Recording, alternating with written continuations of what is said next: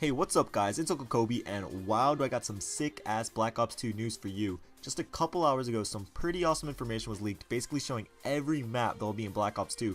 The actual leak were several screenshots that showed every map in menu form, meaning it has the little picture of it and a short description underneath it.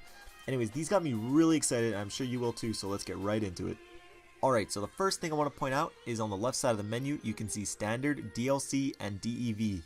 We all have seen Standard already at Gamescom, and DLC is obviously downloadable content, but I'm not quite sure what DEV stands for, but we're going to get into that in a second. First, I want to go through the first four, just in case you guys didn't watch the Gamescom livestream. So first we have Aftermath, and its description reads, Downtown Los Angeles, close engagements in and out of the fallout of drone attacks. And at first glance, the map kind of reminds you of Downturn, but trust me, it looked a billion times better than that while I watched it on the Gamescom livestream, and it actually looked like a cool map. But moving on, we got Cargo, and this map looked really fun and really fast paced.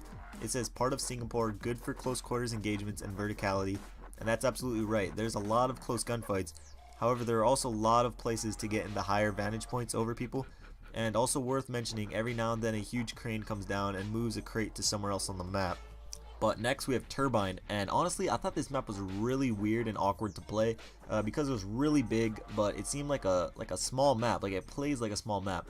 But I don't know, it says wind farm in the steep hills of Yemen, fight across the different tiers and angles, and this map is iffy to me, but we're gonna have to wait and see.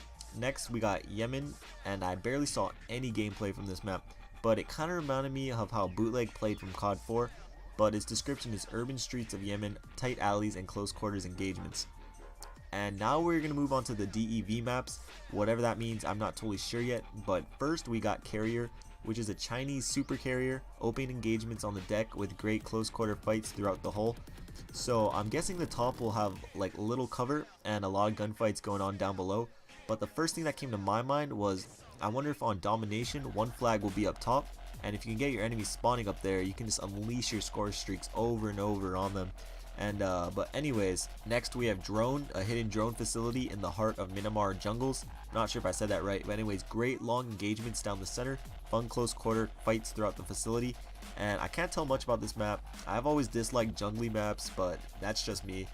Next we have Express, a Los Angeles bullet train station, good long to medium engagements up and down the bullet train tracks. So this sounds like an assault rifle favored map, nothing about close quarter gunfights or anything like that, and you can literally see nothing from the thumbnail they chose to represent the map, so that kind of stinks.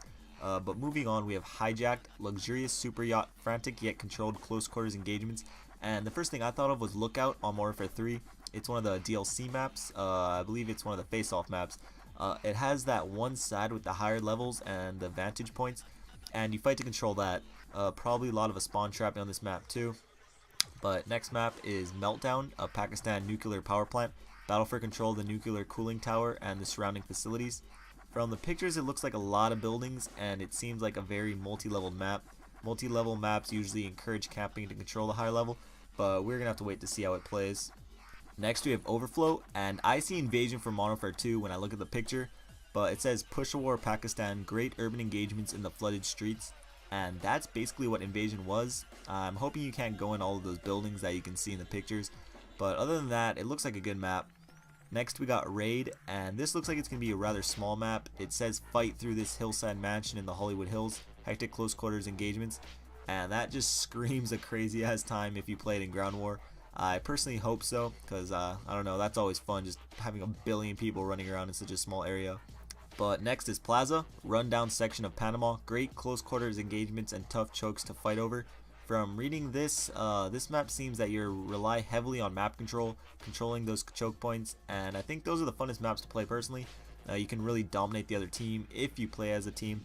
So with our last two, first we have Promenade, a floating resort in the middle of the Indian Ocean, tight corners and angles throughout. And I don't really like tight corners and angles because that just sounds like heaven for campers waiting for you to turn those corners. However, looking at the picture, it seems like a fairly open map, so we're gonna have to wait and see. Lastly, we have Standoff, a border town between China and Kyrgyzstan. I have no clue how to say that, but it displays classic engagements and destinations to fight over. So I wonder when it says classic if there's going to be like a lot of Easter eggs on the map, stuff like that, or the gameplay is going to be classic. I don't know kind of how it plays, but and also there's that tank in the street. But anyways, I hope you enjoyed this video and are getting excited for Black Ops 2. I sure am. I'm sure some other big YouTuber will upload the same information after me and get a quadrillion views, but that's okay. I'm just happy that I'm able to share this with you guys.